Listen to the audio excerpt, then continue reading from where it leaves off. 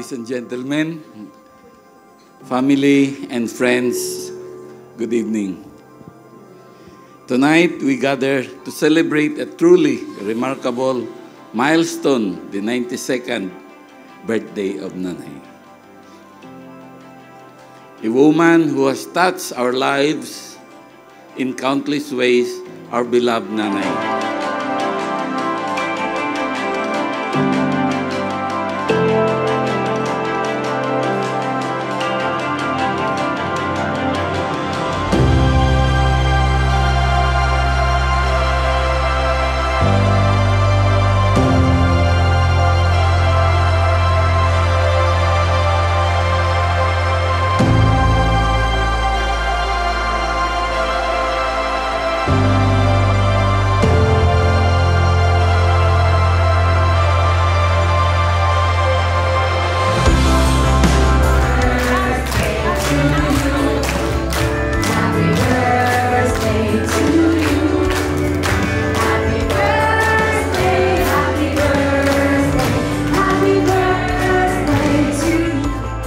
At 92, she embodies grace and vitality, reminding us that all age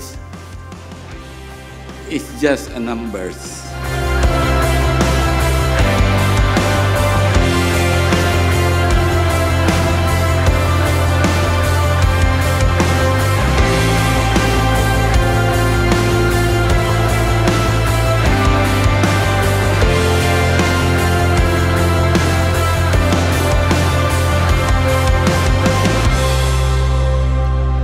Nanay, as you celebrate your 92nd year, we all come with hearts bursting to honor God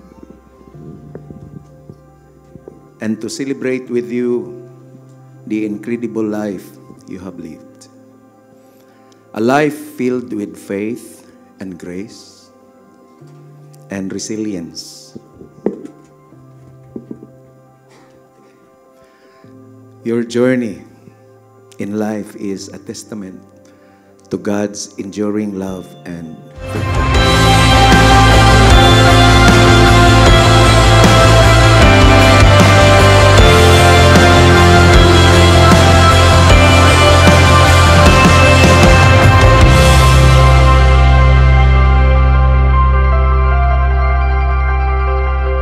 Nana, you are far from perfect, but your imperfections make you perfect mother for us.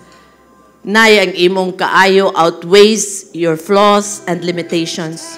We are so blessed and privileged to be your flock. It is God's favor to be one of your sons and daughters. Thank you very much for all your sacrifices and your dreams for each and every one of us. Thank you for your financial, moral, all support you can name in achieving it. So never leave me lonely. Tell me you love me only, and that you'll always let it be me. 100 more years, Mother, because as you've seen, there are a lot of people who really love you and who really, really need you.